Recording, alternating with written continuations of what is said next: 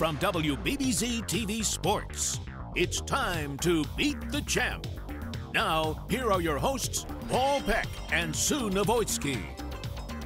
Well, hi, everybody, and welcome to Beat the Champ as we make our show debut here at Brad Angelo Lanes in Lockport. And Sue, this is essentially the home of the most famous of all time Beat the Champ bowlers in Angelo, and we're excited to be here with his son Brad, and just excited to be at a place where there's a lot of history on this show. Well, that will be the story this month is, of course, Angelo, because we wouldn't be here if he wouldn't have been such a big part of making Beat the Champ so well known in this community. Yeah, and we'll talk with Brad about not only his outstanding career, but about his father and the significance of who and what Angelo did for this show. But meanwhile, we've got a new group of bowlers trying to make some of their own fame today. An interesting group of bowlers. A lot of guys who have been on the show, but not a lot of guys who've had a lot of success other than John Masiello, who we'll see today. Right, that's so true, because we have a hometown guy with Jeremy Zimmerman, but other than that, you're right, not a lot of wins. So anything can happen. Yes, really. Anything can happen. I know you love it when we say anything can happen. I know you've got some prizes to dish out today as well, too. Yes, Storm was incredible and was able to donate a raffle for our qualifiers today.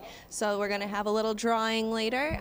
They get to choose a ball bag, and a jersey, all of their choice from Storm. So guys may win on all counts. They may win prizes. They may win bowling. We'll see who can chart their own course of history here at Brad Angelo Lanes, because it is time to get rolling.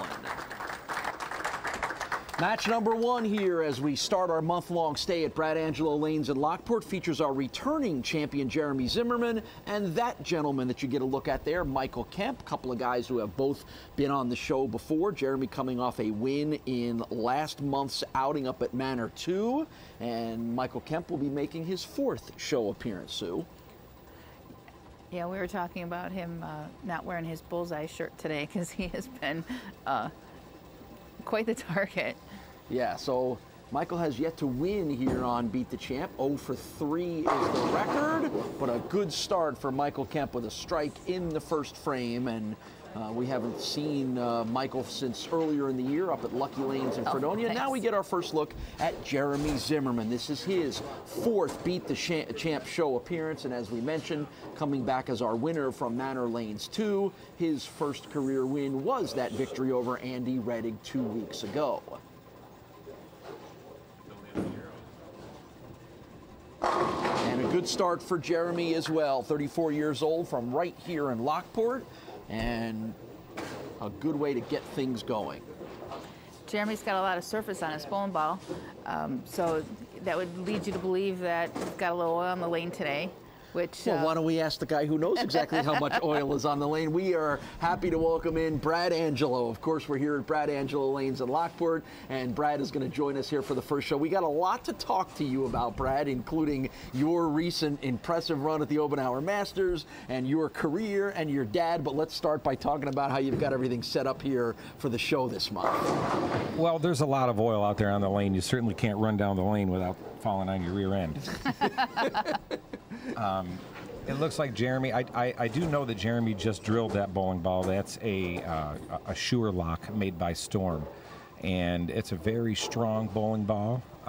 The cover stock is very strong. It comes very dull already the way that it is out of the box. So I'm sure that he has just thrown it without doing anything to the surface, and it looks like he has a decent reaction. And that's a spare in the second frame for Jeremy Zimmerman. Well, I know that you're on Storm staff and, pretty knowledgeable, very knowledgeable on Storm equipment. And, this sort of has become a game of equipment.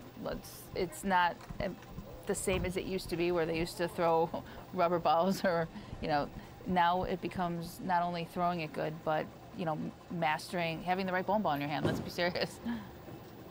And that's 2 in a row for Michael Kemp, 32 years old from Cheektowaga. Is Michael Kemp, works full-time at M&T Bank, and as we mentioned, making his fourth Beat the Champ show appearance. So what are you seeing so far from the start here, Sue? Both guys are throwing it pretty well. Well, yeah, and I think that since we're talking a little bit about bowling balls, it's interesting that you'll see Michael's throwing a pretty shiny pearlized ball. it looks like both guys are matched up pretty well. I think that's what you were trying to mention, is that the idea about bowling in today's environment is you have to be able to match up. It doesn't really matter how good you're throwing it. If you're not matched up, then you don't have a chance. And that's so absolutely true, and it's just can be so humbling. I mean, execution is not even what it's all about anymore. It's really about having the right ball reaction. We got our first look at the Castellone Chrysler Dodge Jeep Ram scoreboard. Janelle Sabin keeping us up to date on all the scores here from Brad Angelo lanes in Lockport, and that is a third frame, first throw of 9 pins for Jeremy Zimmerman. And Jeremy is funny because, as I mentioned, he's been on the show a couple of times and a little frustrated that he had not been able to win, and very excited that he finally broke through 2 weeks ago and got that first win over Andy Reddick to advance here to one of, obviously we said he's from here in Lockport, and so this is a place that he spends a lot of time at, and I know he's excited. He's got his young son here and his wife here with him as well too, so big day here for Jeremy Zimmerman, working on making it an even bigger one. So you're pretty familiar with Jeremy here, are you not? I would like to say I'm very familiar with Jeremy. He's been a staple in this bowling center for probably the last 20-plus years. You name it, it's happened in this center when it comes to Jeremy. Well, then, so give us a little bit of the scouting report and based on how well you know him then. What should we be looking for? He's your very standard, straight down and in type of player. He doesn't get in a whole lot of trouble. And as you see there, he doesn't even realize how good he didn't like that. This feels like a good time to take a short break. We'll be right back with more action on Beat the Champ. Welcome back to Beat the Champ. Let's get back to the action here on WBBZ-TV. I'm here with hometown boy Jeremy Zimmerman, who's also our champ. I see you brought your lucky charm today. Absolutely. This is Mr. Mason, my everything. Well, we talked a little bit about him last month, so now we'll really get to know him here on the show. Yeah, as you see, he wants to be in the spotlight, but hopefully he brings me a couple good hits and we win a match again. All right. Well, good luck today, Jeremy. Thank you. Say bye. Thank you. Hi, I'm here with Mike Kemp. 4th time on the show, still looking for that elusive win. Did you leave the bullseye shirt at home today? I think so. I hope so. All right. Well, you were the high qualifier, so obviously you like the lane condition here, you like the house. So I imagine that you're coming in with some confidence today. Yeah, I mean, I just got to bowl like I did in qualifying and let it take care of itself. All right. Well, we'll be cheering for you. We want to see you on here a little bit longer this time. Okay, thank you. Good luck. I'll tell you, right up until he passed away in 2013, we would still be out to dinner places, and people would still come over and ask him for his autograph. You know, these old-time people that used to follow the show back in the day. He was still a celebrity right up until the day he passed away. It was really something special. And the achievements went certainly beyond Beat the Champ. Obenauer Masters champ in 1973, a member of the Greater Buffalo Sports Hall of Fame, inducted in 1997, Buffalo Bowling Association Hall of Fame in 1985. So, you know, I mean, Beat the Champ sort of elevated him to a level of fame, but that his bowling, you know, abilities were always that good. Well, let's face it, that was back in bowling's heyday, back in the 60s and 70s. That's when bowling was king. We were just looking at a program somebody had brought into the Buffalo Masters while we were bowling this past week, and the earnings of the top guys on the PBA tour back in that day. 20th place was still $120,000, $130,000 in today's equivalent dollars back then. Wow. Yeah. Wow. Now, in doing a little bit of research on your dad, you know, I mean, as good a bowler as he was here locally, my understanding, and correct me if I'm wrong, there was a work-related injury that sort of affected maybe his ability for us to be talking about him as one of the all-time greats in the country, right? It was. He had a couple opportunities to go out on the PBA Tour full-time.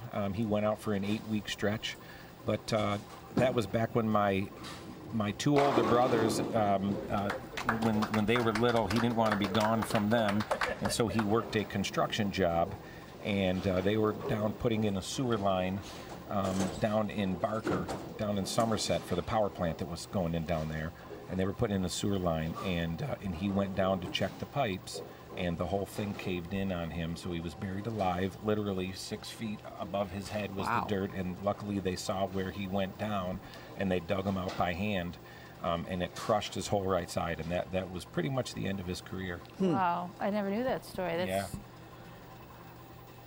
How much do you how much do you remember as a kid sort of figuring out that your dad was this famous guy that everyone wanted to go and meet? I didn't. He was just my dad. Okay. He just got the belt out when I needed it, and you know, it was. I just knew him as my dad. Everybody gave him a lot of the accolades still back in that day because he was still really well known, obviously. But it really wasn't anything other than, you know, when I needed a spank, I got a spank, and that was it. Right.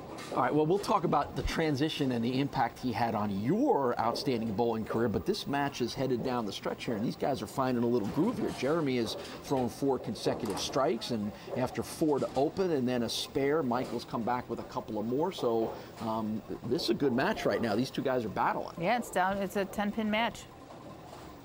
So this is the 8th frame now for Jeremy Zimmerman.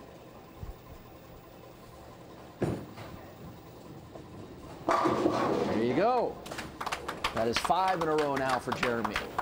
We all want to throw it that good when we need to. That was a really good shot. Starting to feel a place that he is comfortable at.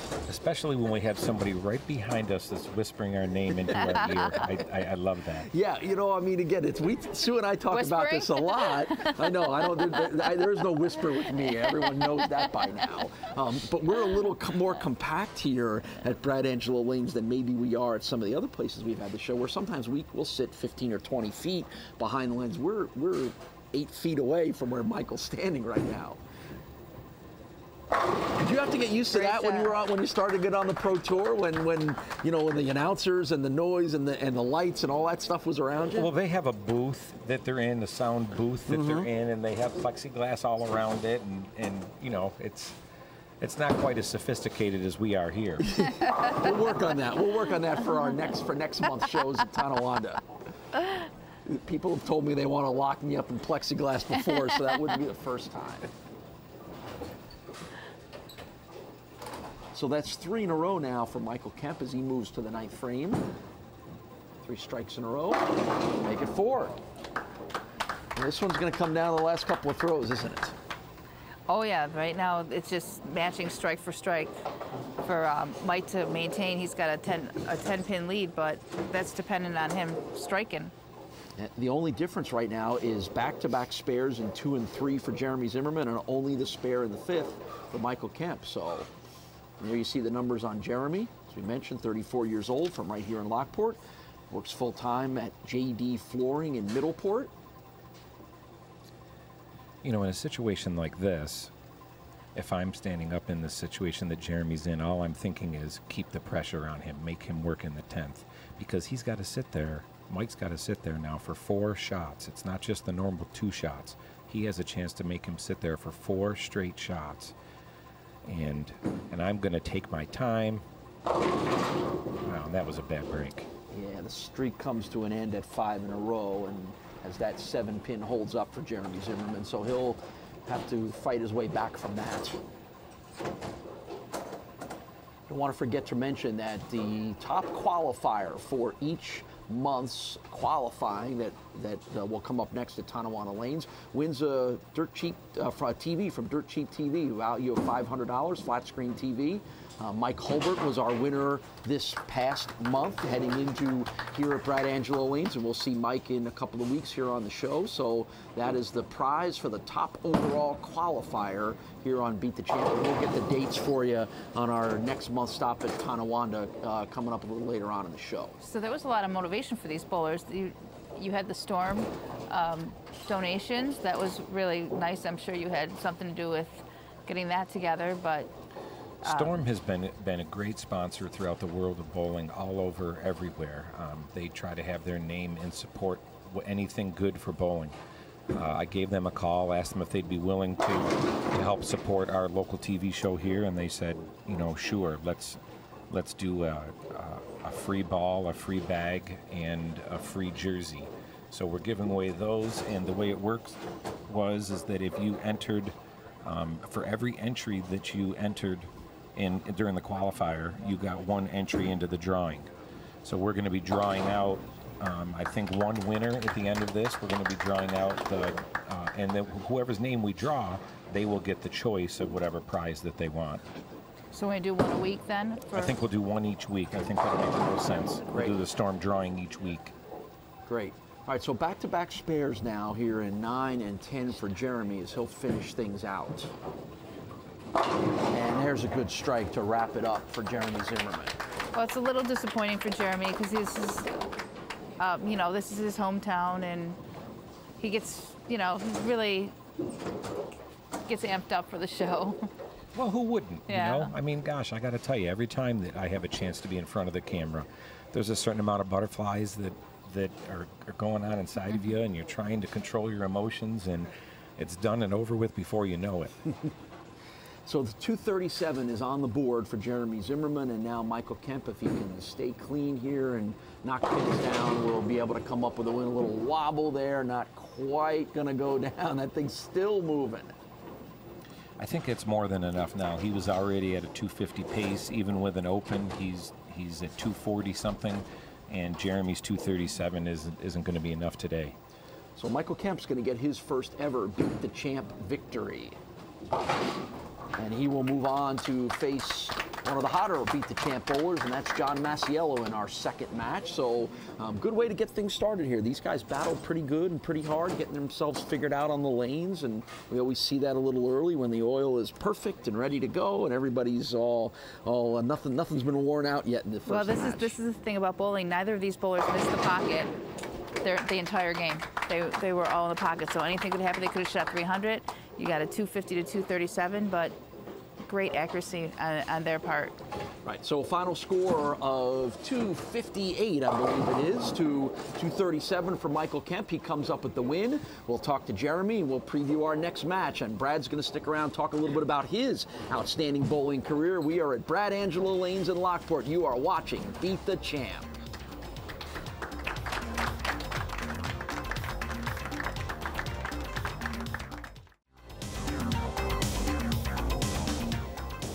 It's a 258 to 237 win for Michael Kemp over Jeremy Zimmerman. You had that great middle of the match where you rattled off 5 straight strikes, and then one little hiccup against a good bowler, it cost you, doesn't it? Yes, and it hurts a lot because you throw it good, and it sometimes goes your way, sometimes it doesn't. But it's okay. He threw it really good, and it's okay to lose that way. Well, you got that first win, and I know we're going to see more of you, so at least you got the first win, and just use that as a little inspiration, right? Absolutely. All right, well, Brad and Michelle are here to inspire you a little more with a little prize here. Michelle?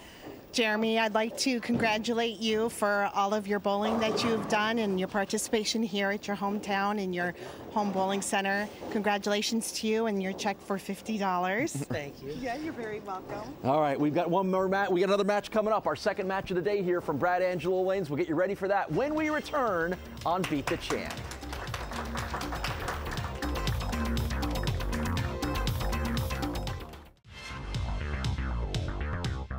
I'm here with John Masiello, a familiar face from last month. It almost looks like a replay. Anything you got thinking today, playing all these kids? Strike a little bit more and hopefully just keep it going today. Bowled well last time and hope to continue it. Well, if anybody watched you bowl last month, they're going to know they got something to deal with you. Let's hope so. Well, I know so. So good luck today. All right, so thanks. Match number 2 here from Brad Angelo Lanes is our buddy John Masiello, a familiar face here on the show. He will be the latest challenger for Michael Kemp, and Masiello will start things off. 6th different Beat the Champ show appearance now for John Masiello. 5 wins and 3 losses is the overall record.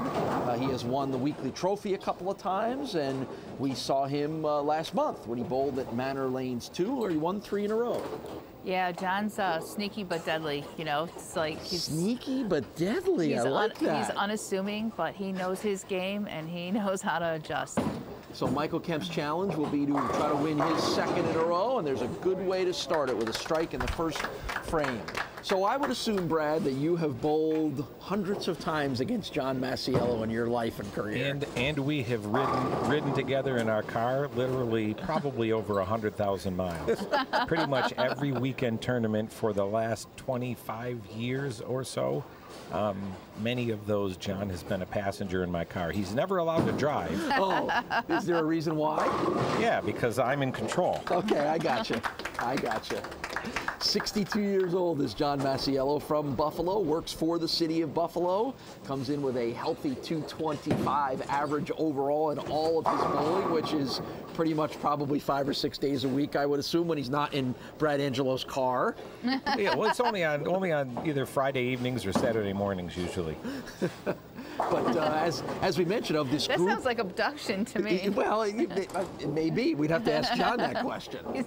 As we said, when, of the group of bowlers on this month's show, he is the one that stands out. You know, he has had the most success on this show. He's won 3 of his 4 matches already in 2017.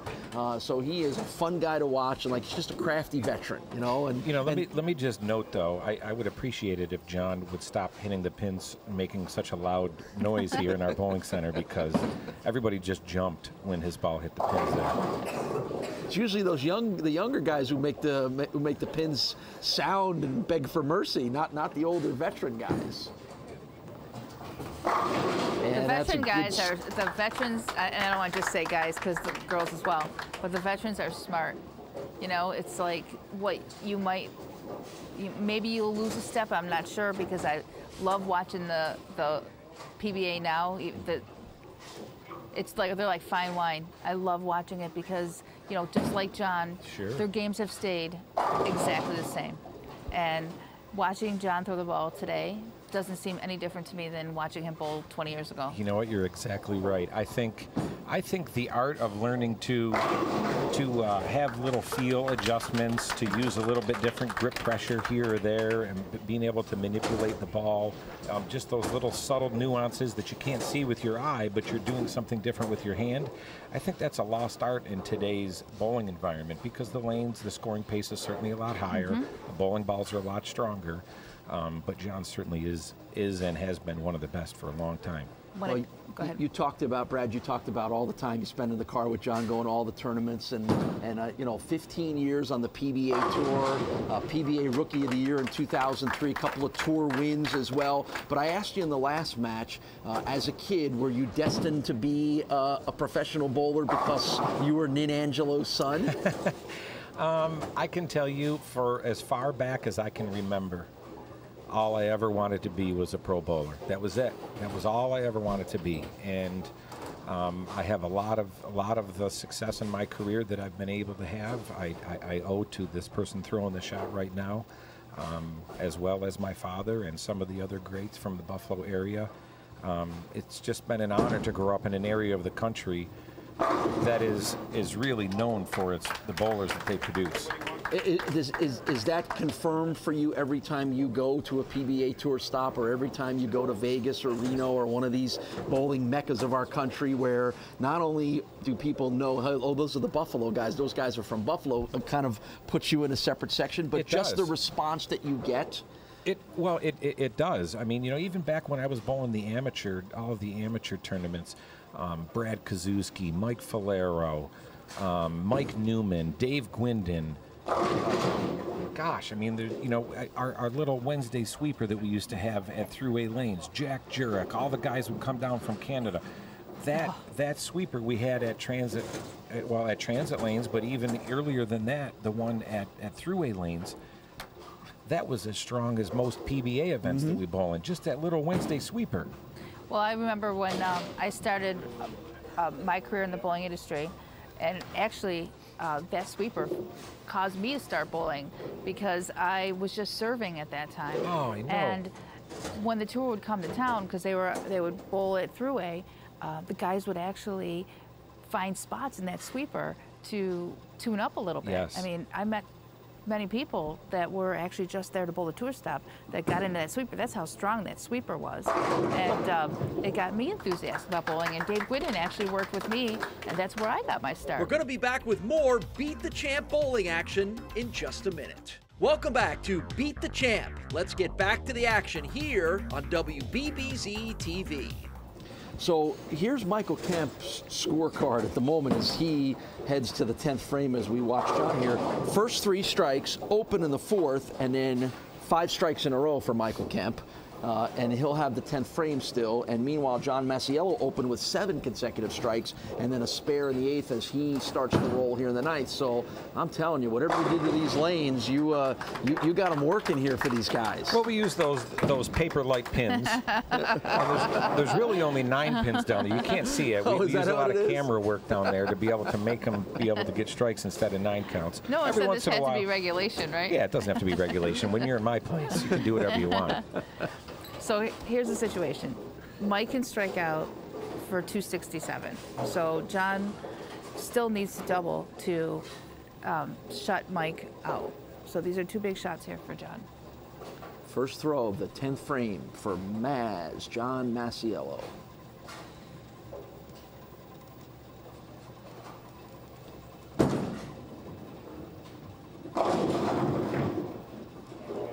And that 8-pin just did not.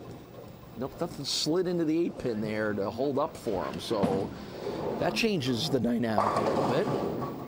Well, it gives Mike an opportunity, that's for sure. He can't be shut out now, so he can get up and strike out to still win this match. A lot of twists and turns in this one. Right down the stretch, 2 good matches to get us started. Off to a rip-roaring beginning here in our debut at Brad Angelo Lanes on Transit Road in Lockport.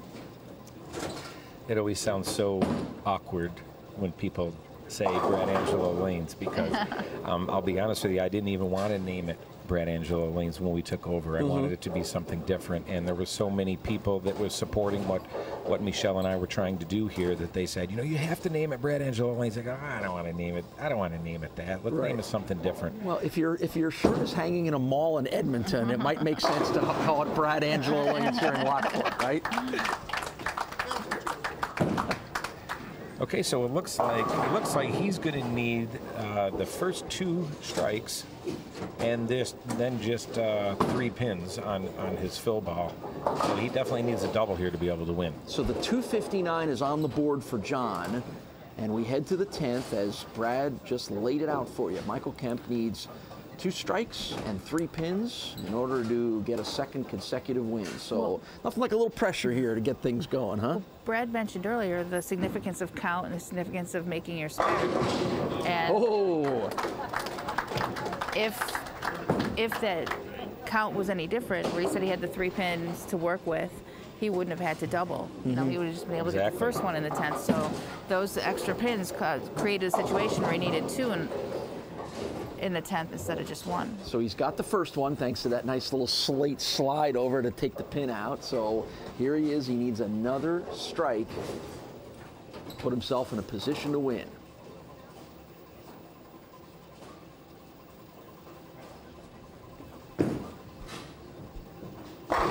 Got it. Thought that was a little inside of his target. Yeah, how about that? These lanes might be a little easier than I thought. Yeah, what did you do? I don't know. I went out and I dug the trough this morning. All right, so it's 3 pins is all that Michael Kemp needs for a terrific come-from-behind victory over John Masiello in one of the best matches we've had on Beat the Champ in the last couple of months. So 3 for the win. And he'll get 9, and that'll be enough for Michael Kemp to come up with a win. What a terrific match right down the stretch. 266 to 259, and boy, those are the kind of matches you feel bad for John. He throws a 259 with a bunch of strikes, and it isn't enough to get him a win. The big question is, will anybody miss the pocket if Brad Angelo leads? Well, I don't know. I think we should try to talk louder. Put a little bit more pressure on them. Usually not a problem for me. Well, we'll find out how difficult that one was for John, and maybe he'll throw a few shots back at Brad. That's when we come back. It's a terrific win for Michael Kemp. We've got one more match to come here today. We'll talk to John when Beat the Champ returns to Brad Angelo Lanes.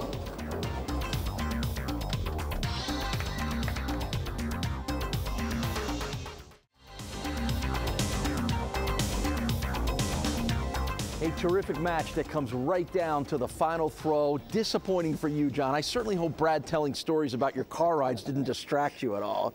We had a lot of fun then, and it was a little fun today. A little more from Mike than me, but I had ball in hand in the 10th, and I didn't finish it, and he got up there, and he stuffed two, and he deserved to win. Right. You feel like you want the last word here on anything that Brad had to say? You get it. I'm giving it to you. Believe it or not, I didn't hear him. Oh, well, there you go. See, that's good. Well, he's used to shutting me out after all these years.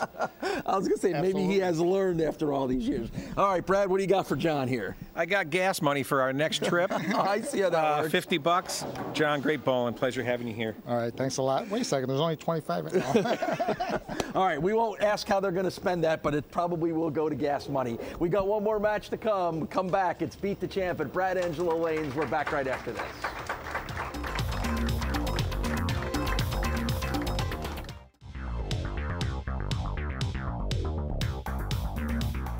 I'm here with Eric Glinsky, making his debut on Beat the Champ today. Tell us a little bit about where you're from. I'm from Alden. I've been bowling ever since I was 5 years old. So I've been bowling a little more tournaments recently, and I've found some good success along the way. So that's what brought you to Beat the Champ? Yeah. So I hear you're 2 for 2 in qualifying. You made the cut 2 out of 2 times. That's pretty good. Yeah, I bowled at Transit Lanes when they had it there. I made the top 24, but wasn't able to get in the top 9, so I didn't make the show, but this time I had a little bit better luck. All right, well, making the first show is always good because you got a long day ahead of you. You can make a lot of money. We might get to know you really, really well. All right, good luck. Thank you.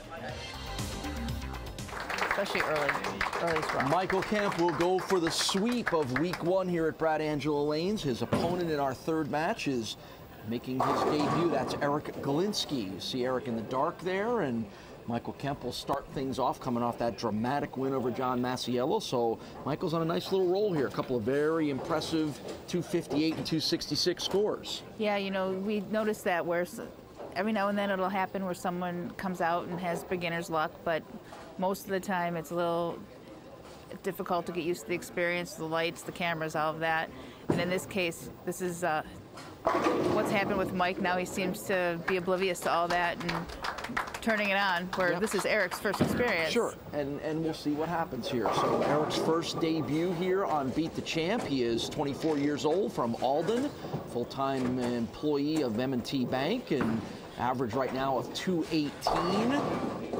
And he was the third high qualifier here in the roll-off to make the show here at Brad Angelo Lanes, and we'll get our first look at Alden's Eric Glinsky.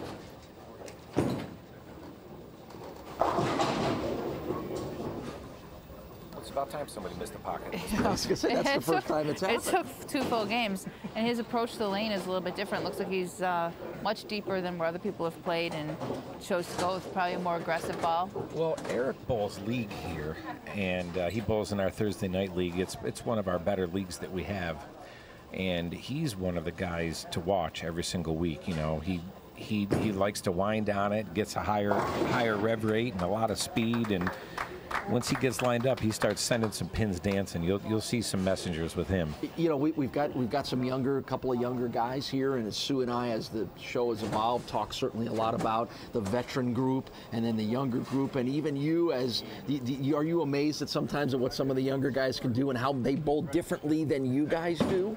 I can't even believe what some of them do. I mean, there's probably 15 people that just bowl in our center that actually throw it physically better than I would throw it. And it's amazing to me everywhere we go, and the kids coming up, the 17, 18, 19-year-olds, even some of the 12, 13-year-olds, I'm watching them, I'm like going, holy cow, where'd they get this kid from? Right. But go ahead, Sue. Has it become a different game where, as they break the lanes down, now you really have to be able to move in, move left, launch it over the gutter caps? I mean, the down and in players. Well, what we find a lot is that a lot of the power players, they haven't developed the touch that they need to have to succeed at the real high level. When we're out on tour, some of the younger guys that come up, unless they've learned the art of being able to manipulate that ball roll, like we were talking about earlier, they'll have that good block, and then they'll just taper off because they don't know enough yet about how the lanes evolve and about how to change things real subtly with their hand. But the amount of power that they're able to put into that bowling ball and the energy that ball hits the pins is unbelievable for today's environment. Well, speaking of some of the younger generation, you just a week ago battled one of the young and up-and-coming bowlers here in Western New York in the finals of the Obenauer Masters. That was 21-year-old Kevin Bianco, and he got the best of you in the final match, denying you from a record-setting 5th Obenauer Masters. Take me through how that all went down. Well, the Obenauer Masters, once you get through qualifying, it's a double elimination format. So I was fortunate enough to bowl Kevin in both of my losses. So thanks a lot, Kevin. But Kevin is certainly one of the best bowlers already in the Buffalo area. I've been working with Kevin as a coach and mentor now for the last couple of years, and he has evolved so quickly. He's very, very gifted and talented. With or without me, he was going to be great. But I've started teaching him some of what's called Bowl U.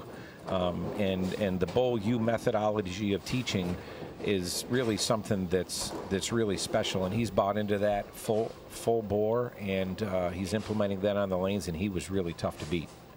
What's that like, facing off for a pretty important title like that against one of your proteges and students, right? Well, he wasn't anything other than just another bowler while we were on the lanes, but after we were done, I got to tell you, I was really proud at the progress he's made, and I went over to him and I told him, I said, I'm really, really happy for you. His mom texted me a few different times and said, thank you so much for what you've done for my son.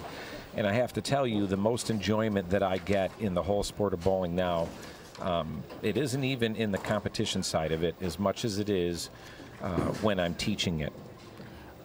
To be able to teach people how the sport really is and how to knock over the pins, and then see them have that success, it really is the thing that really warms my heart, that I've been able to have a small portion of their success. Well, I really want to talk about that a little bit, because I know that on a small scale next to what you're doing, I've always felt that people not learning how to keep score is how can you truly understand or appreciate a game you can't even understand the scoring in, and you take that many steps further. I know that I've seen you doing certain things with that. The action will continue on Beat the Champ in just a minute.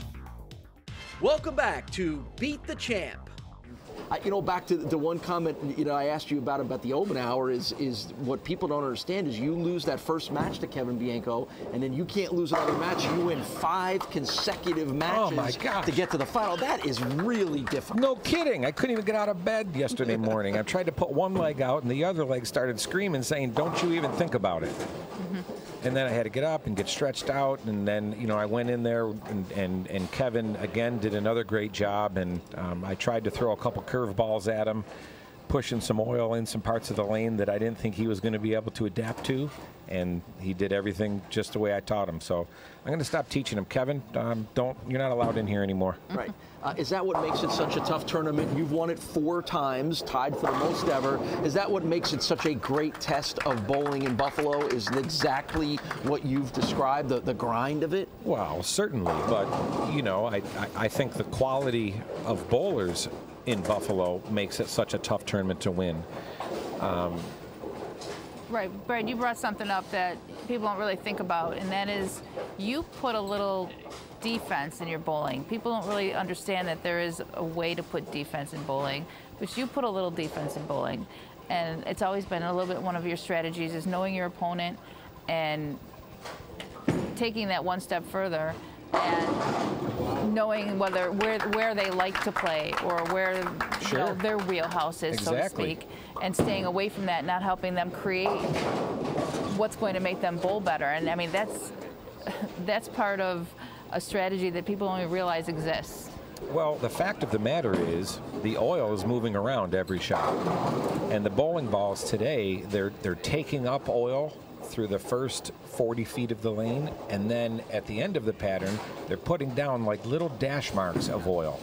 So learning about how oil moves around and how to be able to control that is really important to being able to have success in today's environment. All right, so here's where we're at now, because this is another match that is coming right down to the end that these guys have been outstanding. Michael Kemp has had strikes all the way through the first 8 frames. After an opening spare, Eric Glinsky has knocked 7 in a row down. So here's Michael to the 9th frame. Perfect so far. Well, let me remind everyone, I don't know if we even talked about it yet, but a 300 Boldt here on any of our tapings gets that bowler a $100 credit to anywhere in our bowling center. There you go. I'm glad you brought it up. I'm glad you're the one who brought it up, not me. I get yelled at when I bring it up. I'm glad I brought it up too. In fact, I just made it up when he got the 9th well, one. There you go. Remember, we had our first ever 300 game last month at Manor Lanes 2 with Mike D'Amico after not having had one for a year and a half. And I told him Boldt is the Boldt and Jigs. You can't talk about it before it happens. So, see, he opened the door. Talk about it. He opened the door. Oh, I'm trying to save $100. There's a tough throw in the 9th frame for Eric Glinsky. That's a tough way for that 7 in a row to come to an end. What happened there, Brad? He missed the pocket. Okay, simple as that. No, I think he's certainly, remember, as I said, these TV show tapings, the match is done and over, and it's so easy to get caught up in the moment. He's knowing that his opponent is on a 9-bagger, and he's got to keep striking, and looked like he was a little quick on that one. Yeah.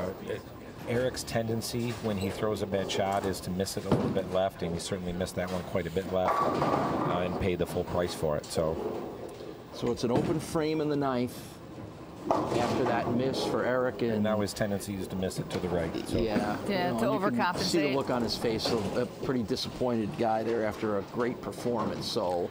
Well, when someone has the front 9 at you and you have that first, you would think that just a spare in the first frame and the rest strikes would put you in the driver's seat, but not when someone throws the first 9 at you.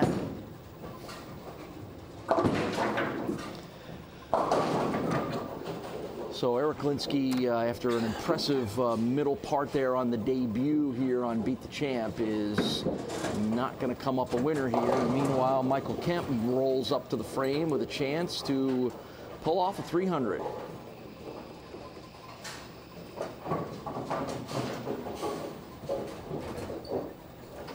Final score for Eric Glinsky, 227.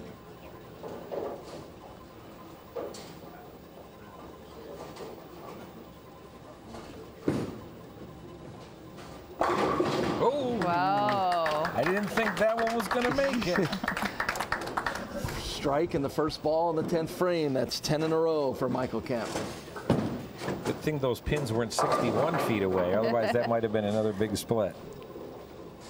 Well, you just got to look at this as one at a time, right? Just try to. Yeah, that's all you can do. Take a deep breath and go. All the pressure's off. He's moving on.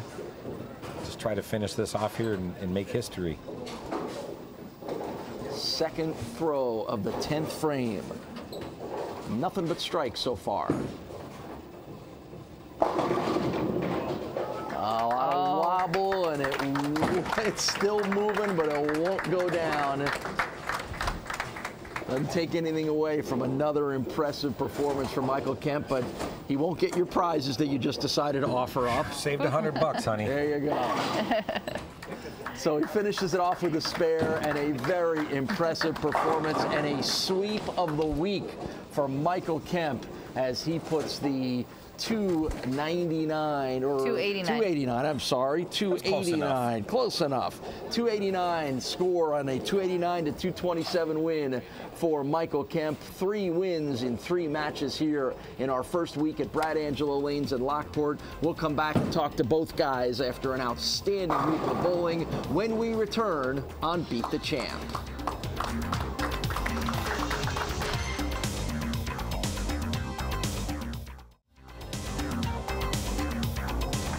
It's a sweep of the week for Michael Kemp here in our first week at Brad Angelo Lanes. Eric Glinsky, you were battling him right down the end here as he was putting up those strikes. What kind of happened late in the match? I knew I had a strike, and I missed in a little bit, and it jumped on me. and I couldn't do too much after that point. Yeah, well, and as you said, 289 is when your opponent puts 289, it's a little hard to beat too, isn't it? So yeah, you need to be basically perfect. Right. All right, Michelle and Brad, you got a little something to make Eric feel a little better here? We do. We have $50 for your performance. Thank you, Eric, for everything you do and supporting our bowling center here. $50. Bar's open. Sue, might be a little celebrating on that end there too, huh? Yeah, we were talking about your high qualifying score of 761. You put that to shame with your 813 out there today. Pretty hard to beat. Got the monkey off your back. Sure did. It feels really good. Yeah, well, we saw great bowling out of you, which we expected, and we expect to see some more. All right, sounds good.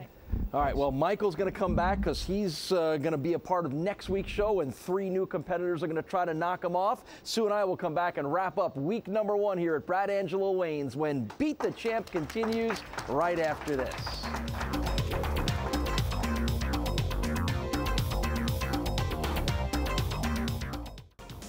Well, Sue, we've had a couple of bowlers sweep a week, but I don't know that anybody put up the kind of series score that Michael Kemp did. Yeah, 813. That's going to be difficult to beat for anybody. And what a great performance. Yeah, and it almost wrapped it up with a 300 game there to the end. The scores were great, so I think the next couple of weeks are going to be very interesting here, aren't they? Absolutely. All right. Well, one of the nice added features of our stay here at Brad Angelo Lanes is a contest that we mentioned. Storm Bowling Products, a great supporter of this bowling center and local bowling. So Brad is here with all the entries from qualifying, and Janelle, you're going to have the magic touch, and our winner is going to get their choice of the bag, the ball, or the shirt. Correct? Jersey. Correct. All right. There's 147 in here. 147 entries we had. Okay. So whoever we draw here, I'll hold this for you so you can read it. Thank you. All right, our winner is, Ron Cementelli. Ron Cementelli gets his choice of a ball, of the 3-ball bag, or a Storm jersey. All right, great. And we're going to do that for each of our week's shows here at Brad Angelo Lane. So we're off to a great start, great scores, terrific bowling. We got more coming for you, so make sure you're with us next week on Beat the Champ.